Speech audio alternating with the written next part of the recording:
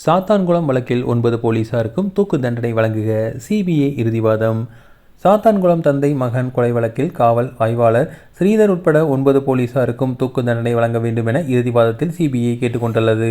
ஜெயராஜ் மனைவி நீதிபதி முன்பு நேரில் ஆஜராகி 9 பேருக்கும் உச்சபட்ச தண்டனை வழங்க வேண்டும் என கண்ணீர் மல்க கேட்டுக்கொண்டார். இதையடுத்து 9 பேருக்கான தண்டனை ஏப்ரல் 6ஆம் தேதி அறிவிக்கப்படும் என நீதிபதி ஒத்திவைத்துள்ளார். தூத்துக்குடி மாவட்டம் சாத்தான்குளத்தை சேர்ந்தவர் ஜெயராஜ், இவரது மகன் பெனிக்ஸ்.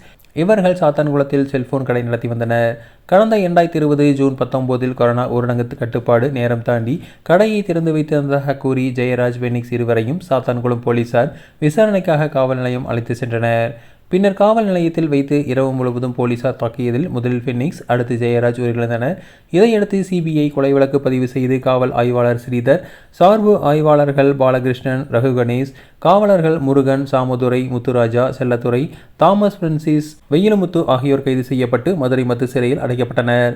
இந்த வழக்கை மதுரை மாவட்ட 1வது கூடுதல் நீதிமன்ற நீதிபதி முத்துக்குமாரன் விசாரித்து 9 பேரும் குற்றவாளிகள் என அறிவித்தார்.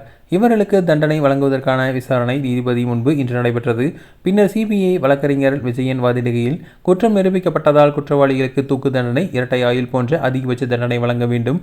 அரிதினும் அரிதான காவல் கொடூர மரணம் வழக்குகளில் தூக்கு தண்டனை வழங்கலாம் என உச்சநீதிமன்றம் தெரிவித்துள்ளது.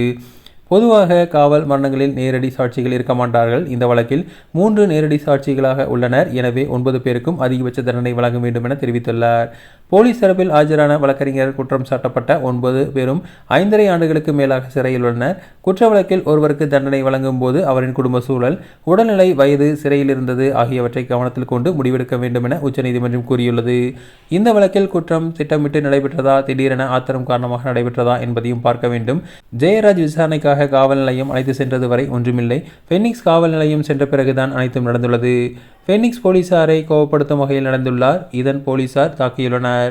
போலீசார் உள்நோக்கத்துடன் செயல்படவில்லை. உண்மையில் உள்நோக்கம் இருந்திருந்தால் இருவரின் உடலில் உள்ள முக்கிய பாகங்களில் தாக்கியிருப்பார்கள்.